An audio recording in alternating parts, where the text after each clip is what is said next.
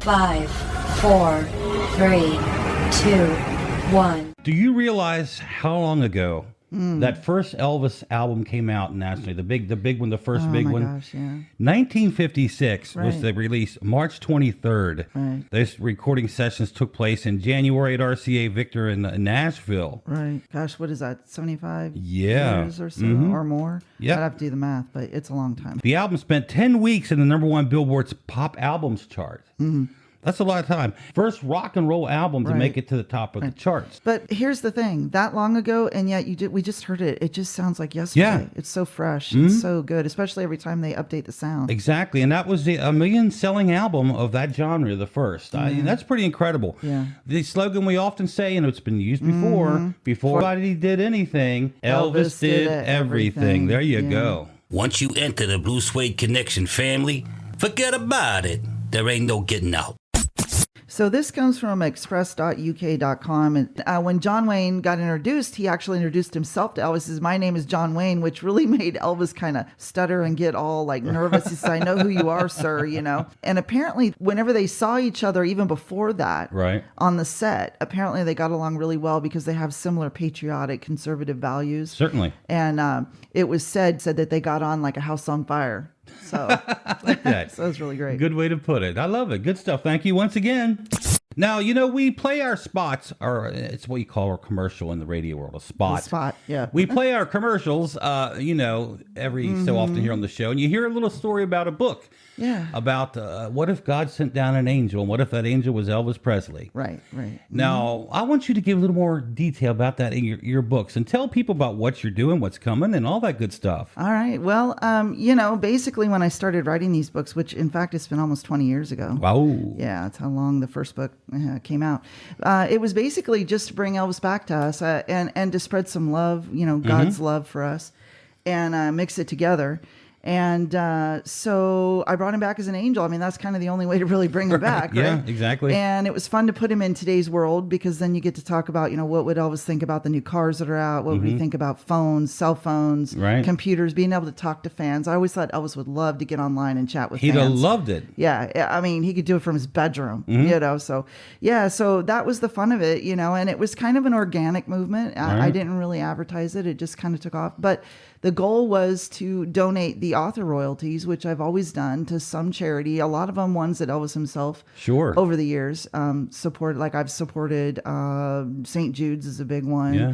This year, next year, the next couple of years, I'm going to do the Elvis Presley Charitable Foundation. Right. And then I decided to go ahead and take it to a 4-book level and then end it. Right. So I started, because I hadn't written anything in a while in the story, I did a novella, which is on pre-order right now, called Today, Tomorrow, and Forever. Right. Which, in fact, the title came from an Elvis fan. Sure. I put it out there to the readers and just said, "Hey, what do you think this book should be called?" And they're all Elvis fans. You keep the listeners and the Elvis fans involved. I Oh, like they're that. totally connected. Yeah. My beta reader group, which Yeah. is all Elvis fans, they get to read it before it's published.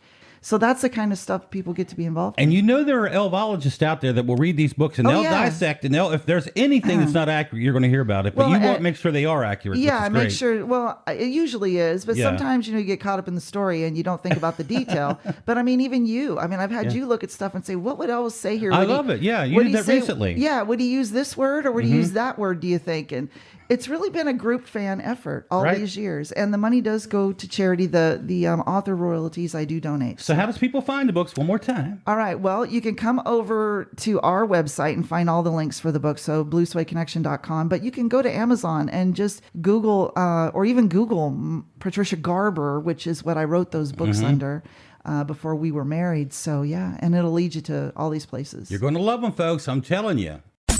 I mentioned in the first hour, we're talking about that first album that came out in 1956. But born in 1956, the year that album came out, this is pretty cool.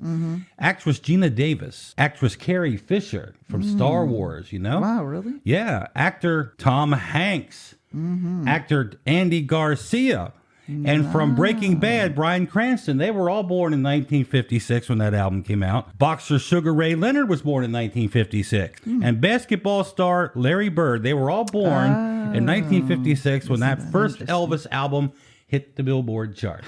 Pretty cool stuff right there. All right, TL, we've been waiting to hear all about this. You're going to share with us what some are saying, you can tell us who's saying, is the greatest song ever put on record. Okay, so this comes from newsuserstories.com. Okay, this song is from 1955. Okay. It was written by Alex North and Hy Zariat. I hope I'm saying that right. It's influenced over decades. So many people have done it. Right. Originally, it was performed by Todd Duncan. Okay. But it has been since covered by over 670 artists in different languages.